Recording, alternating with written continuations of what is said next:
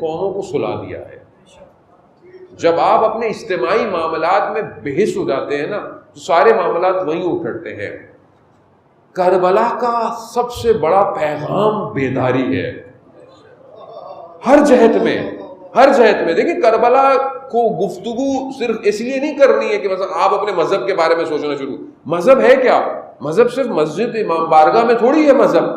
مذہب اسلام جو مدینہ میں ریاست قائم کی گئی کہ جس کے نعرے ہمارے یہاں بھی لگائے جاتے ہیں, وہ بیسیکلی بشریت کو ارتقاء کا سسٹم تھا اور ہر جہت کا سسٹم تھا. یعنی عدالت کا سسٹم تھا, ایک پولیٹیکل سسٹم, ایک جیوگرافیکل سسٹم, ایک شہر کی مینجمنٹ کا سسٹم, یعنی سارا سسٹم ہے. ایسا نہیں ہے کہ آپ بولیں جی میں مسجد میں تو بہت اچھا ہوں, یعنی میں مسجد میں اچھا ہوں, نماز اچھی پڑھوں, مسجد کے اندر اے سی بھی لگاؤ, پنکھے بھی ہوں, سسٹم اچھا ہو, اچھا اب باقی جگہ پہ جہاں میرے بچے پڑھتے ہوں مجھے اس سے کوئی غرض نہیں, جو میری سڑکیں ہوں وہ تباہ ہوں مجھے اس سے کوئی غرض نہیں, میں جہاں کام کرتا ہوں یا میری جہاں پر کام خریداری ہے وہاں میں جھوٹ بولوں, چوری کروں لوگوں کو. یہ پھر کون سا سسٹم ہے؟ کیا اس کے لیے 1,24,000 بھیجے تھے؟ تو یہاں پر اصل میں مشکل بات تو مشکل ہے ظاہر ہے. اب آپ بولیں گے مولانا صاحب ابھی ہم کیا کریں؟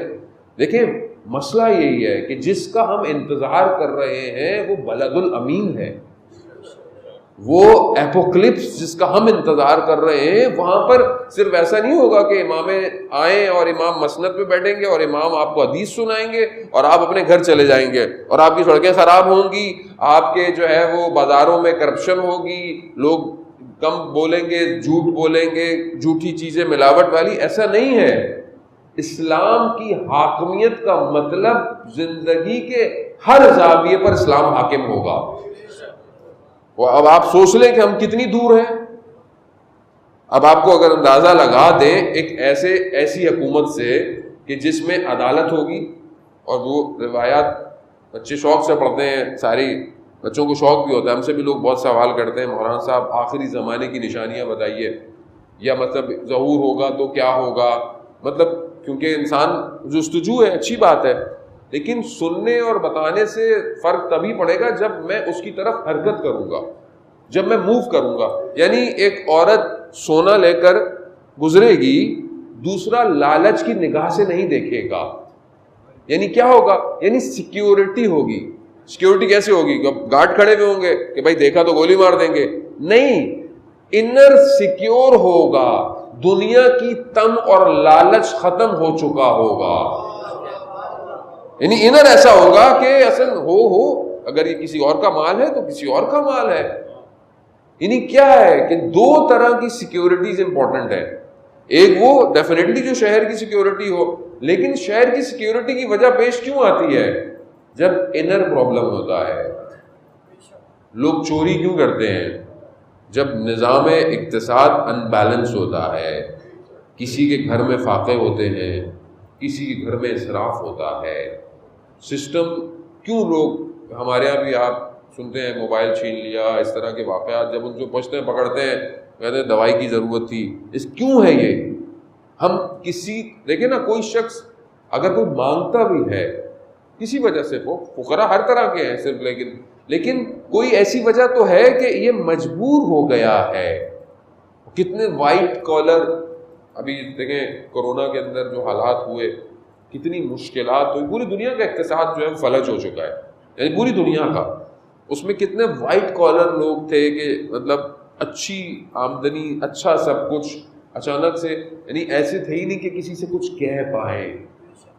اور ماشاءاللہ آپ لوگوں نے بھی جو ہے وہ اس میں بھرپور, جو ہم سنتے رہے دیکھتے رہے کہ بھرپور کردار ادا کیا, لوگوں نے کردار ادا کیا, پھر این جی اوز نے, پھر پرسنل لوگوں نے. یعنی یہ بہت ضروری ہے. اسلام یہی ہے کہ اگر میں اچھا کھانا کھا رہا ہوں, 2 ڈشیں میری ٹیبل پر ہیں اور حالات ایسے ہیں کہ میں ایک کھا لوں ایک دے دوں, اسلام یہی ہے, یہی اسلام ہے.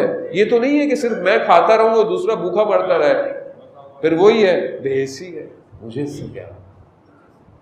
عزیزان محترم, سید مہدی بحر العلوم کہ جو بہت بڑے عالم دین گزرے, کہ جن کی امام زمانہ صلی اللہ تعالیٰ فرج شریف